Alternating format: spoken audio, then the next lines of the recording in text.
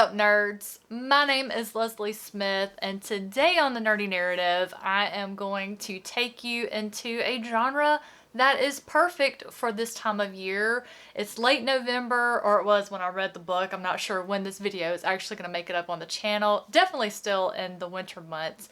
But it's that time of year where you want to stay indoors where it's warm. You want to be warm and cozy, be in a blanket, have a cup of hot chocolate or coffee, and reading a good book. And if you are really fortunate, it'll be in front of a crackling fireplace. Unless you live in Central Florida like me, where all you gotta do is step outside and you have all the heat that you want.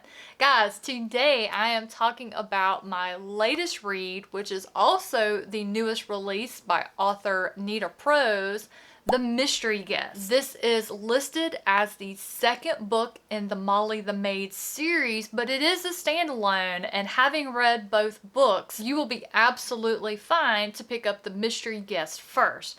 However, I would say read them in publication order because I do believe in the first book, which is The Maid, I believe Nita Prose does a better job writing the character of Molly Gray.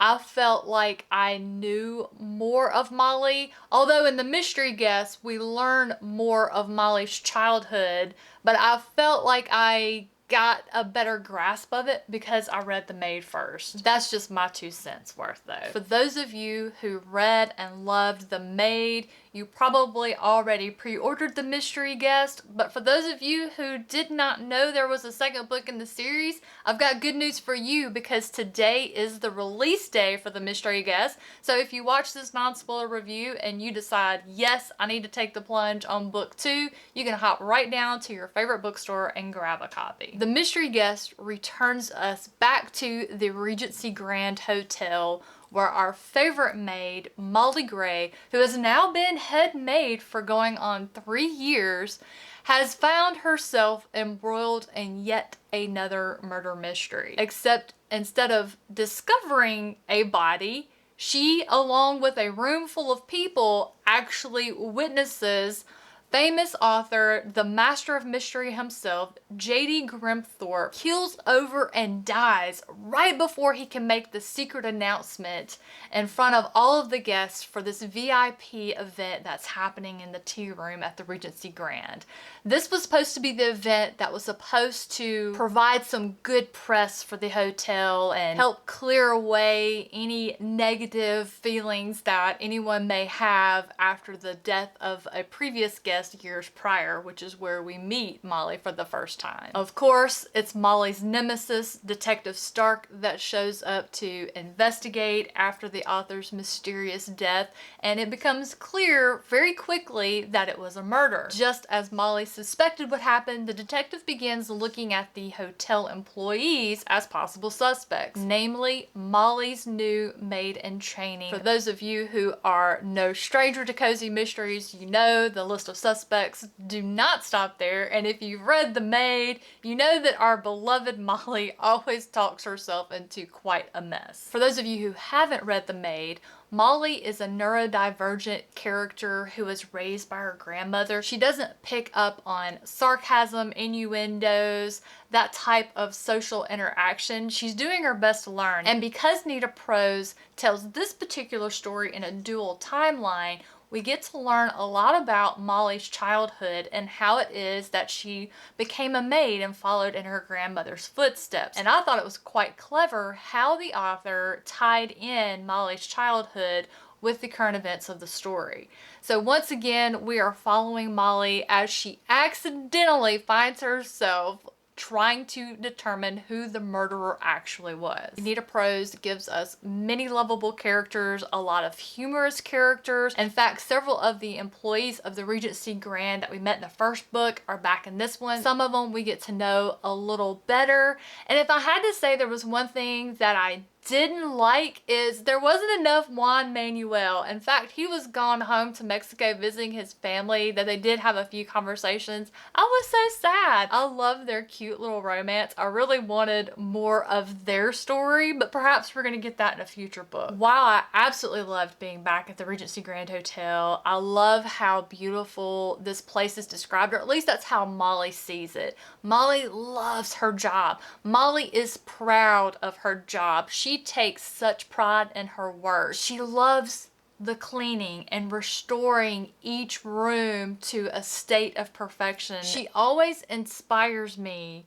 to take pride in what I do, no matter how small it is, no matter how insignificant someone else might think it to be. She just gives me a good feeling. And I also relate to her a lot, because how Molly and her grandmother clean and tackle chores around their home, their apartment, that's how I do it. So it just delights me to read about a character who does a lot of the same things that I do. Now, I don't love to clean. I like how it looks after I clean, but I don't take joy in the process. Like, that's a big no for me. I do like it a lot more now that I have audiobooks to make the time go by, because that has definitely changed the game for me as far as getting stuff done around my house, because I can just listen to my book while I do it. But going back to the setting, there was a little nugget of something that occurred in a conversation between Molly and someone else that leads me to believe future books will take place outside the hotel.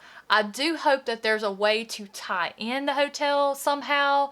Perhaps she works there still part-time, or maybe consults, something. I hope the hotel plays a part, because I really do love the employees of the hotel, but it's just, it would be too convenient to keep having people turn up dead there. At some point that would close. People would stop going there. I've not read anything else by Nita Prose other than The Maid, so I don't know if she changed her writing style to fit this cozy mystery theme, or if that's just her writing style in general. It's accessible, it's free-flowing, meaning that I can read it as fast as I want to and not have any issues. It's not too dense, but it's also wholesome and heartwarming and has lovable characters. But even some of the characters who weren't good people, you still like to read about them. I don't know how to explain it other than that. Probably why I like one or two of the unlikable characters is because of how Molly reacts to them.